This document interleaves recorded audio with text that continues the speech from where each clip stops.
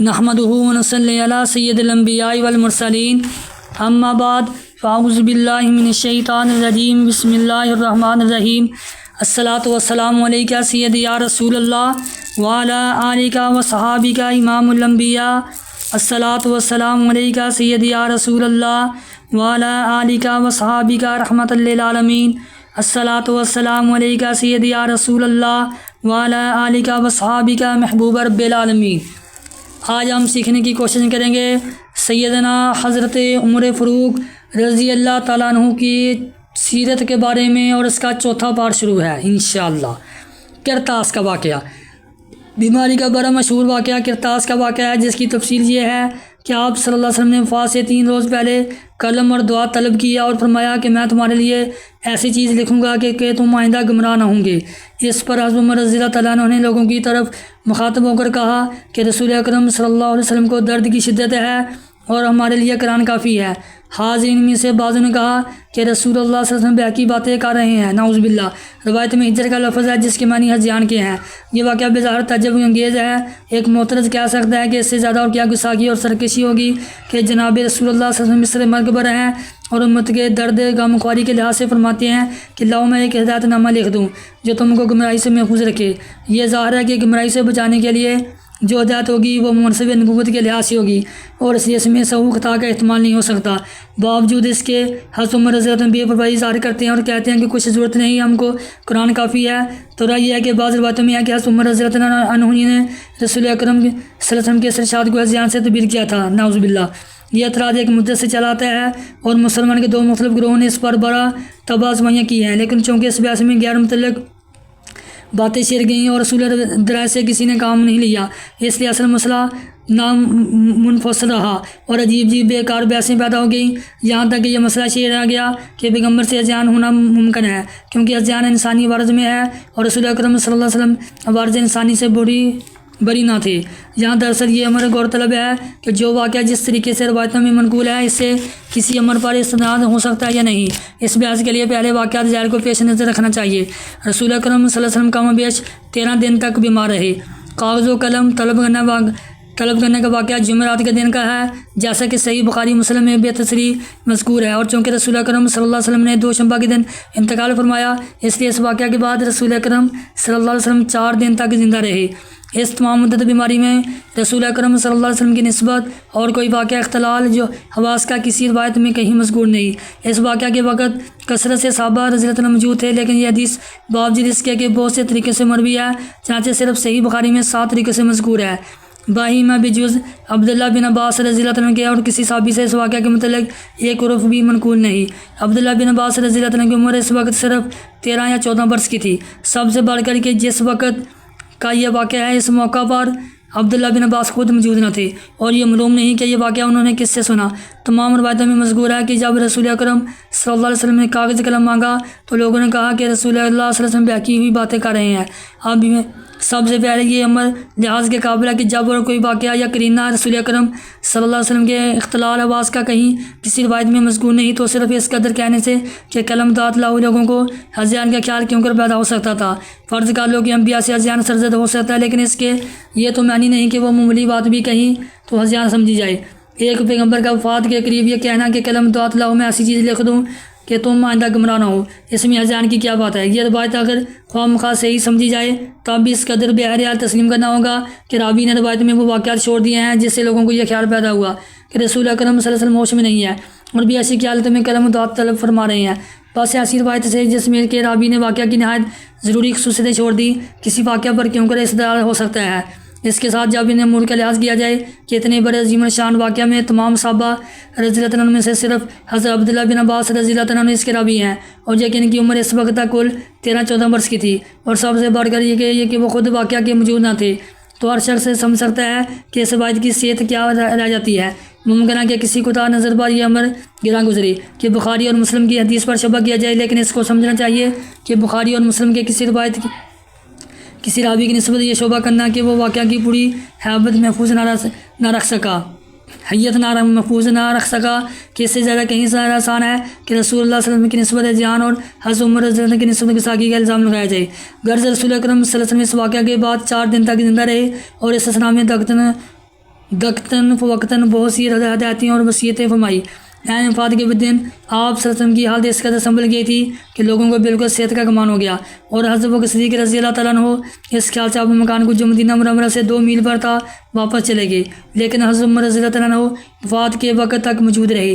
رسول اکرم صلی اللہ علیہ وسلم نے 12 ربیع الاول سنہ 11 ہجری دوشنبہ کے دن دوپہر کے وقت حضرت عائشہ رضی اللہ تعالیٰ عنہ کے گھر میں انتقال کیا۔ سہ شنبہ کو دوپہر ڈلنے پر مدفون ہوئے۔ جماعت اسلام کو آپ صلی اللہ علیہ وسلم کی وفات سے جو صدمہ ہوا اس کا اندازہ کون کر سکتا ہے؟ عام روایت یہ ہے کہ حضرت عمر رضی اللہ تعالیٰ عنہ اس قدر خود رفتہ ہوئے کہ مسجد نبی میں جا کر اعلان کیا کہ جو شخص یہ کہے گا کہ رسول اکرم صلی اللہ علیہ وسلم نے وفات پائی اس کو قتل کر ڈالوں گا، لیکن اور قرآن اس بات کی تصدیق نہیں کرتے۔ ہمارے نزدیک چونکہ مدینہ میں کثرت سے منافقین کا گروہ موجود تھا جو فتنہ پردازی کے لیے رسول اکرم صلی اللہ علیہ وسلم کی وفات کا منتظر تھا، اس لیے حضرت عمر رضی اللہ تعالیٰ عنہ مسلط نے اس خبر کے پھیلنے کو روکا ہوگا۔ اس واقعہ نے روایتوں کے تغیر سے مختلف صورت اختیار کر لی ہے، لیکن مشکل یہ ہے کہ صحیح بخاری وغیرہ میں اس قسم کی تفصیلات موجود ہیں اور جو ہمارے قیاس کے مطابق نہیں ہو سکتی۔ ثقیفہ بنی سعدہ حضرت بکر صدیق رضی اللہ عنہ کی خلافت اور حضرت عمر رضی اللہ تعالیٰ عنہ کا استخلاف۔ یہ واقعہ بظاہر تعجب سے خالی نہیں کہ جب رسول اکرم صلی اللہ علیہ وسلم نے انتقال فرمایا تو فوراً خلافت کی نظام پیدا ہو گئی، اور اس بات کا بھی انتظار نہ کیا گیا کہ پہلے رسول اللہ صلی اللہ علیہ وسلم کی تہذیب و تکفین سے فراغت حاصل کر لی جائے۔ کس کے قیاس میں آ سکتا ہے کہ رسول اللہ صلی اللہ علیہ وسلم انتقال فرمائے اور جن لوگوں کو ان کے عشق محبت کا دعویٰ ہو وہ ان کو بھی گور و کفن چھوڑ کر چلے جائیں اور اس بندوبست میں مصروف ہوں کہ مسند حکومت اور اوروں کے قبضے میں نہ آ جائے۔ تو جبر تجب ہے کہ یہ فعل ان لوگوں سے حضرت بکر عمر رضی اللہ تعالیٰ سے سرزد ہوا جو عثمان علیہ السلام کے محرمات تسلیم کیے جاتے ہیں۔ اس فعل کی ناگواری اس وقت اور زیادہ نمایاں ہو جاتی ہے جب یہ دیکھا جاتا ہے کہ جن لوگوں کو رسول اکرم صلی اللہ علیہ وسلم سے فطری تعلق تھا، حضرت علی رضی اللہ تعالیٰ عنہ کو خاندان بنی ہاشم اور ان پر فطرتی تعلق کا پورا اثر ہوا، اور اس وجہ سے ان لوگوں کو رسول اکرم صلی اللہ علیہ وسلم کے درد غم اور تہذیب تکلیف سے ان باتوں کی طرف متوجہ ہونے کی فرصت نہ ملی۔ ہم اس کو تسلیم کرتے ہیں کہ کتب حدیث سیرت سے بیزار اس قسم کا خیال پیدا ہوتا ہے، لیکن در حقیقت ایسا نہیں ہے۔ یہ سچ ہے کہ حضرت عمر رضی اللہ عنہ، ابو بکر وغیرہ رضی اللہ عنہ حضرت کی تزیہ تکمیل چھوڑ کر ثقیفہ بنی سعدہ کو چلے گئے۔ یہ بھی سچ ہے کہ انہوں نے ثقیفہ بنی میں پہنچ کر خلافت کے باب میں انصار سے مارکرائی کی اور سے ان کوششوں میں مصروف رہے کہ گویا ان پر کوئی حادثہ پیش ہی نہیں آیا تھا۔ یہ بھی سچ ہے کہ انہوں نے اپنی خلافت کو نہ صرف انصار بلکہ بنو ہاشم اور حضرت علی سے بھی بزور منانا چاہا، مگر گو بنو ہاشم نے آسانی سے ان کی خلافت تسلیم نہیں کی۔ لیکن اس بحث میں غور طلب جو باتیں ہیں وہ یہ ہیں: کیا خلافت کا سوال حضرت عمر رضی اللہ عنہ وغیرہ نے چھیڑا تھا؟ کیا یہ لوگ خود اپنی خواہش سے ثقیفہ بنی سعدہ میں گئے تھے؟ کیا حضرت علی رضی اللہ عنہ بنی ہاشم خلافت کی فکر سے بالکل فارغ تھے؟ ایسی حالت میں جو کوشش عمر رضی اللہ عنہ وغیرہ نے کیا وہ کرنا چاہیے تھا یا نہیں؟ دو پہلی بحثوں کی نسبت ہم نہایت مستند کتاب مسند ابو یعلی کی کتابات نقل کرتے ہیں، جیسے واقعہ کی کیفیت بخوبی سمجھ میں آ سکتی ہے۔ حضرت عمر رضی اللہ عنہ کا بیان ہے کہ ہم رسول اللہ صلی اللہ علیہ وسلم کے خانہ مبارک میں بیٹھے تھے کہ دفتن دیوار کے پیچھے سے ایک آدمی نے آواز دی کہ ابن الخطاب، حضرت عمر رضی اللہ عنہ ذرا باہر آؤ۔ میں نے کہا کہ چلو ہٹو، ہم لوگ رسول اکرم صلی اللہ علیہ وسلم کے بندوبست میں مشغول ہیں۔ اس نے کہا ایک حادثہ پیش آیا ہے، یعنی انصار ثقیفہ بنی سعدہ میں اکٹھے ہوئے ہیں، اس لیے جلد پہنچ کر ان کی خبر لو، ایسا نہ ہو کہ انصار کسی ایسی بات کر اٹھیں جس سے لڑائی چھڑ جائے۔ اس وقت میں نے ابو بکر سے کہا کہ چلو۔ اس سے ظاہر ہوگا کہ نہ حضرت عمر رضی اللہ عنہ وغیرہ نے خلافت کی بحث کو چھیڑا، نہ وہ اپنی خوشی سے ثقیفہ بنی سعدہ کو جانا چاہتے تھے۔ تیسری بحث کی یہ کیفیت ہے کہ اس وقت جماعت اسلامی 3 گروہوں میں تقسیم کی جا سکتی تھی: بنو ہاشم جس میں حضرت علی رضی اللہ عنہ شامل تھے، مہاجرین جن کے رئیس افسر حضرت ابو بکر عمر رضی اللہ عنہ تھے، انصار جن کے شیخ القبیلہ عبادہ تھے۔ ان تینوں میں سے گروہ بھی خلافت کے خیال سے خالی نہ تھا۔ انصار نے تو لانیہ اپنا ارادہ ظاہر کر دیا تھا، بنو ہاشم کے خیالات زید کی روایت سے معلوم ہو گئے۔ رسول اکرم صلی اللہ علیہ وسلم کی وفات کے دن حضرت علی رضی اللہ عنہ مکان سے باہر نکلے۔ لوگوں نے ان سے پوچھا کہ رسول اللہ صلی اللہ علیہ وسلم کا مزاج کیسا ہے، چونکہ رسول اکرم صلی اللہ علیہ وسلم کی ظاہری حالت بالکل سنبھل گئی تھی۔ حضرت علی رضی اللہ عنہ نے کہا اللہ کے فضل سے آپ صلی اللہ علیہ وسلم اچھے ہو گئے۔ حضرت عباس رضی اللہ عنہ نے کہا تو پکڑ کر کہا کہ اللہ کی قسم تم 3 دن کے بعد غلامی کرو گے۔ میں آنکھوں سے دیکھ رہا ہوں کہ رسول اللہ صلی اللہ علیہ وسلم کریم اس مرض میں بات پائیں گے، کیونکہ مجھے کو اس کا تجربہ ہے کہ خاندان کہ خاندان عبد المطلب کا چہرہ موت کے قریب کس طرح متغیر ہو جاتا ہے۔ اور چلو رسول اللہ صلی اللہ علیہ وسلم سے پوچھ لیں کہ آپ کے بعد یہ منصب خلافت کس کو حاصل ہوگا۔ اگر ہم اس کے مستحق ہیں تو رسول اللہ صلی اللہ علیہ وسلم ہمارے لیے وصیت فرما دیں۔ حضرت علی رضی اللہ عنہ نے کہا کہ میں نہ پوچھوں گا، کیونکہ اگر پوچھنے پر رسول اکرم صلی اللہ علیہ وسلم نے انکار کر دیا تو پھر آئندہ کوئی امید نہیں رہے گی۔ اس روایت سے حضرت عباس رضی اللہ عنہ کا خیال تو صاف معلوم ہوتا ہے کہ حضرت علی رضی اللہ عنہ کو رسول اکرم صلی اللہ علیہ وسلم کی وفات کا اس وقت تک یقین نہ تھا، اس لیے انہوں نے کوئی طریق کرنا مناسب نہیں سمجھا۔ اس کے علاوہ ان کو اپنے انتخاب کیے جانے پر بھروسہ نہ تھا۔ رسول اکرم صلی اللہ علیہ وسلم کی وفات کے بعد حضرت فاطمہ رضی اللہ عنہ کے گھر میں ایک مجمع ہوا جس میں تمام بنو ہاشم اور ان کے اتباع شریک تھے، اور حضرت علی رضی اللہ عنہ ان کے پیشرو تھے۔ صحیح بخاری میں حضرت عمر رضی اللہ عنہ کی زبانی روایت ہے، ہماری سرگزشت یہ ہے کہ جب اللہ نے اپنے پیغمبر کو اٹھا لیا تو انصار نے قاطبتاً ہماری مخالفت کی، اور سقیفہ بنی سعدہ میں جمع ہوئے، اور علی زبیر اور ان کے ساتھیوں نے مخالفت کی، اور مہاجرین ابو بکر کے پاس جمع ہوئے۔ یہ تقریر حضرت عمر رضی اللہ عنہ نے ایک بہت بڑے مجمع عام میں کی تھی، جس میں سینکڑوں صحابہ رضی اللہ عنہ موجود تھے۔ اس لیے اس بات کا گمان نہیں ہو سکتا کہ انہوں نے کوئی عمر خلاف واقعہ کہا ہو، ورنہ لوگ ان کو وہیں ٹوکتے۔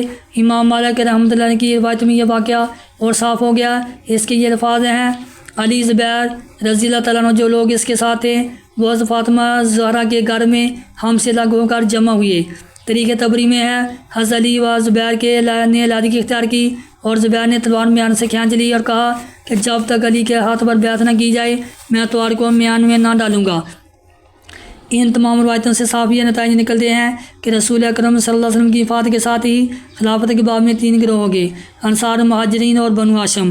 مہاجرین و حضرت ابوبکر اور بنو ہاشم حضرت علی کے ساتھ تھے، جس طرح حضرت عمر رضی اللہ عنہ وغیرہ رسول اکرم صلی اللہ علیہ وسلم کو چھوڑ کر سقیفہ کو چلے گئے تھے۔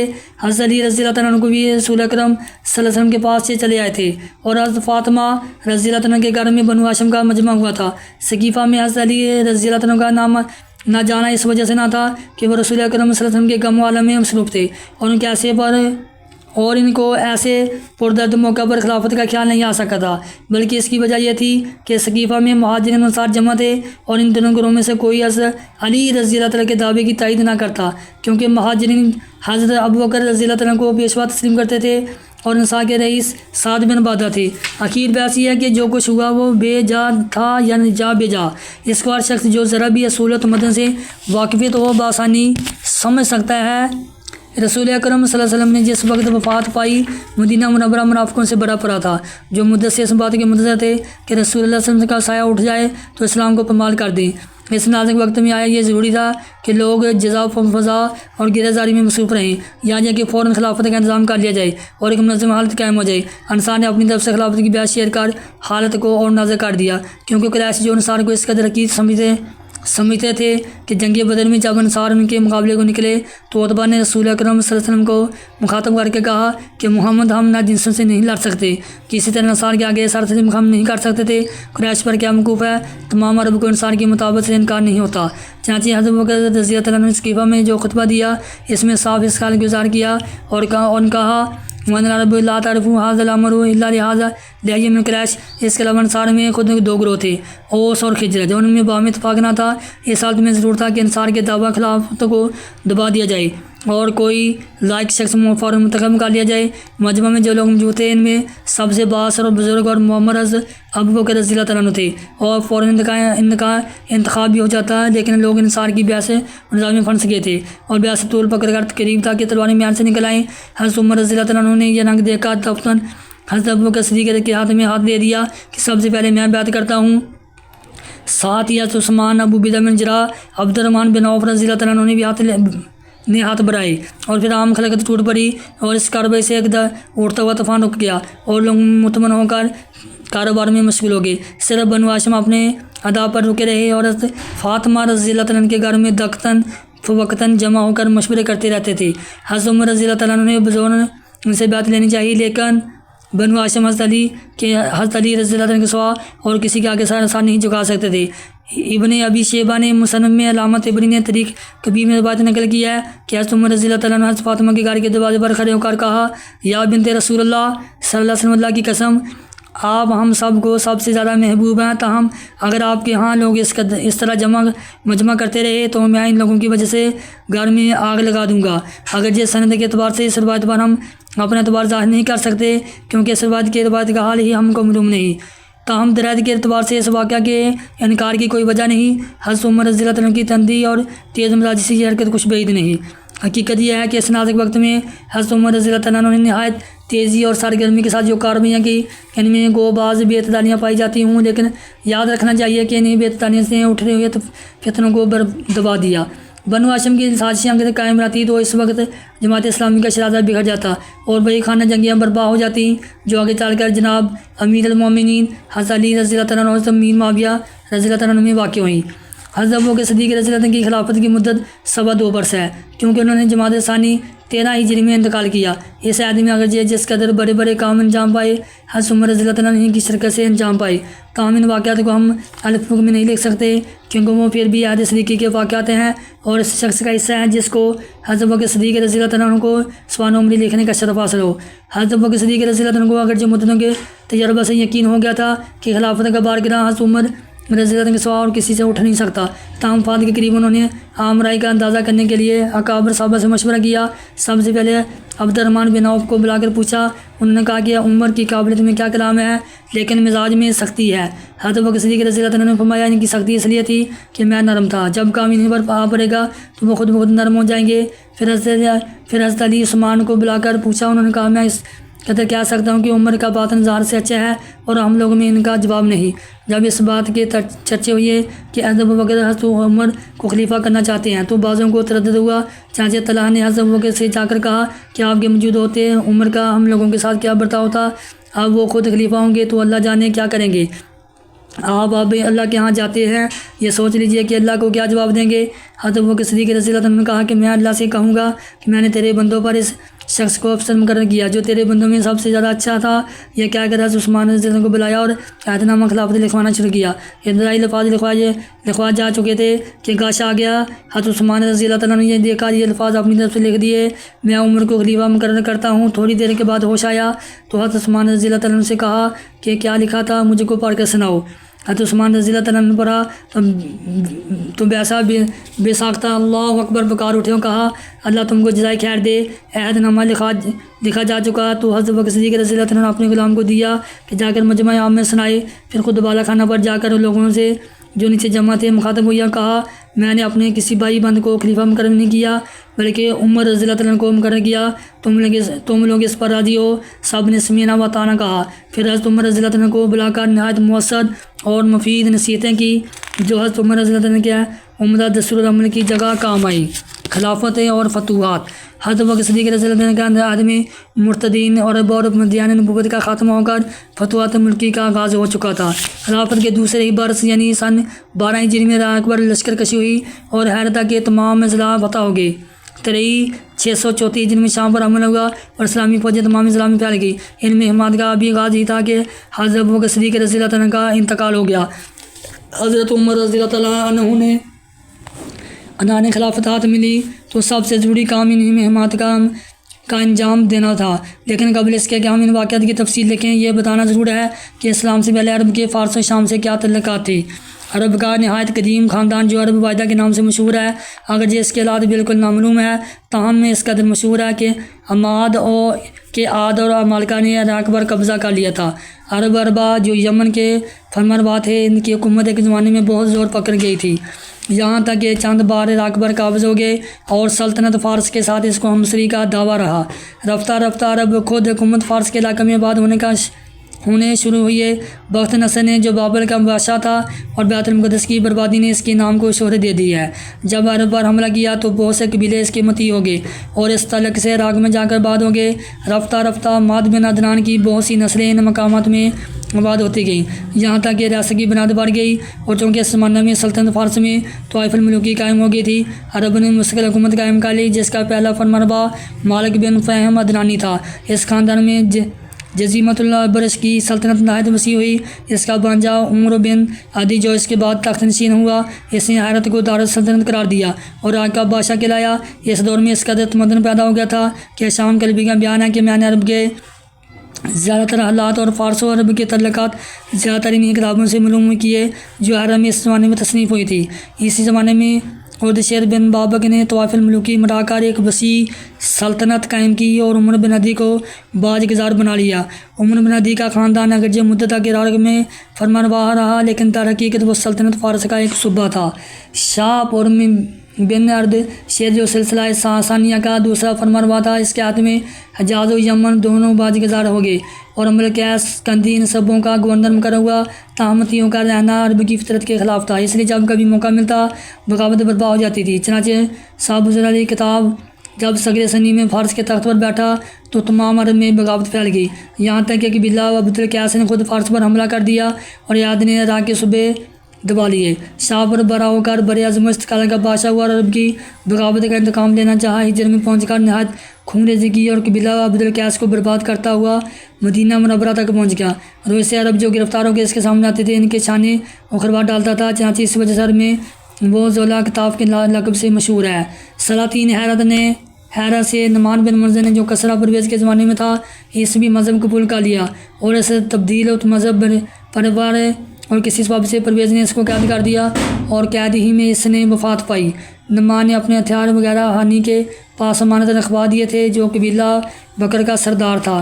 پرویز نے اس سے وہ چیزیں طلب کی اور جب اس نے انکار کیا تو رمضان کو 2000 فوج کے ساتھ بھیجا کہ بزرگ شین لائے۔ بکر کے تمام قبیلے ذی کار ایک مقام میں بڑے سر و سامان سے جمع ہوئے اور سخت مارکا ہوا۔ فارسیوں نے شکست کھائی۔ اس لڑائی میں جناب رسول اللہ صلی اللہ علیہ وسلم بھی تشریف رکھتے تھے اور آپ نے فرمایا کہ یہ پہلا دن ہے کہ عرب نے عجم سے بدلہ لیا۔ عرب کے تمام شعراء نے اس واقعہ پر بڑے فخر اور جوش کے ساتھ تمہیدی اور اشعار لکھے۔ سن 6 ہجری میں جب رسول اللہ صلی اللہ علیہ وسلم نے تمام بادشاہوں کو دعوت اسلام کے خطوط لکھے تو باوجود اس کے کہ ان خطوط میں جنگ و جدل کا اشارہ تک نہ تھا، پرویز نے خط پڑھ کر کہا میرا غلام ہو کر مجھے کو یوں لکھتا ہے۔ اس پر بھی کنایت نہ کی بلکہ بازان کو جو یمن کا عمل تھا لکھا کہ کسی کو بھیج دو کہ محمد صلی اللہ علیہ وسلم کو گرفتار کر کے دوبارہ میں لائے۔ اتفاق سے اس زمانے میں پرویز کو اس کے بیٹے نے ہلاک کر دیا اور معاملہ یہی تک رہ گیا۔ رومی سلطنت سے عرب کا جو تعلق تھا کہ عرب کے چند قبیلے سلبہ و غسان و جزام وغیرہ شام کے سرحدی اضلاع میں جا کر آباد ہو گئے تھے، ان لوگوں نے رفتہ رفتہ شام کے اندرونی اضلاع پر بھی قبضہ کر لیا تھا اور زیادہ قوت و جمعیت حاصل کر کے شام کے بادشاہ کہلانے لگے تھے، لیکن یہ لقب خود ان کا خانہ ساز لقب تھا، ورنہ جیسا کہ مورخ ابن اسیر نے تصریح کی ہے در حقیقت وہ رومی سلطنت کے صوبے دار تھے۔ ان لوگوں نے اسلام سے بہت پہلے عیسائی مذہب قبول کر لیا تھا اور اس وجہ سے ان کو رومیوں کے ساتھ ایک قسم کی یکانگت ہو گئی تھی۔ اسلام کا زمانہ آیا تو مشرکین عرب کی طرح وہ بھی اسلام کے دشمن نکلے۔ 6 ہجری میں جب رسول اللہ صلی اللہ علیہ وسلم نے قیصر روم کو دعوت اسلام کا خط لکھا اور دہیا کلبی جو خط لے کر گئے تھے واپس آ تو یہ عرض جزام میں پہنچے تو انہیں شامی عربوں نے دہیا پر حملہ کیا اور ان کا تمام مال و اسباب لوٹ لیا۔ اسی طرح جب رسول اللہ صلی اللہ علیہ وسلم نے حارث بن عمیہ رضی اللہ عنہ کو خط دے کر بصرہ کے حاکم کے پاس بھیجا تو عمر بن شجیل نے ان کو قتل کرا دیا۔ چنانچہ اس کے انتقام کے لیے رسول اللہ صلی اللہ علیہ وسلم نے 8 ہجری میں لشکر کشی کی اور غزوہ مؤتہ کا واقعہ پیش آیا۔ اس لڑائی میں زید بن حارثہ، حضرت جعفر تیار، عبداللہ بن رواحہ جو بڑے رتبہ کے صحابہ تھے شہید ہوئے اور گو خالد رضی اللہ عنہ کی حکمت عملی نے سے فوج صحیح سلامت نکل آئی، تاہم نتیجہ جنگ در حقیقت شکست تھا۔ 9 ہجری میں رومیوں نے خاص مدینے پر حملے کی تیاری کی، لیکن جب رسول اللہ صلی اللہ علیہ وسلم خود پیش قدمی کر کے مقام تبوک تک پہنچے تو ان کو آگے بڑھنے کا حوصلہ نہ ہوا۔ اگرچہ اس وقت عارضی طور سے لڑائی روکی گئی لیکن رومیوں اور کسانی مسلمانوں کی فکر سے کبھی غافل نہیں رہے، یہاں تک کہ مسلمانوں کو ہمیشہ کھٹکا لگا رہتا تھا کہ مدینہ پر چاند نہ آئے۔ صحیح بخاری میں ہے کہ جب رسول اللہ صلی اللہ علیہ وسلم کی نسبت مشہور ہوا کہ آپ صلی اللہ علیہ وسلم نے ازواج مطہرات کو طلاق دے دی تو ایک شخص نے حضرت عمر رضی اللہ عنہ سے جا کر کچھ کہا تو تم نے سنا حضرت عمر رضی اللہ عنہ نے فرمایا کہ وہ کہیں کسانی تو نہیں چاہ رہے۔ اسی حفظ متقدم کے لیے ثانی 11 ہجری میں رسول اللہ صلی اللہ علیہ وسلم نے سامہ بن زید رضی اللہ عنہ کو سردار بنا کر شام کی محور بھیجا، چونکہ ایک عظیم الشان سلطنت کا مقابلہ تھا۔ حضرت ابوبکر عمر رضی اللہ عنہ بڑے نامور صحابہ مامور ہوئے کہ فوج کے ساتھ جائیں۔ اسامہ ابھی روانہ نہیں ہوئے تھے کہ رسول اللہ صلی اللہ علیہ وسلم نے بیمار پڑ کر انتقال فرمایا۔ جب حضرت ابوبکر رضی اللہ عنہ مسند خلافت پر متمکن ہوئے تو عرب کی یہ حالت تھی کہ وہ دونوں ہمسایہ سلطنت کا ہدف بن چکا تھا۔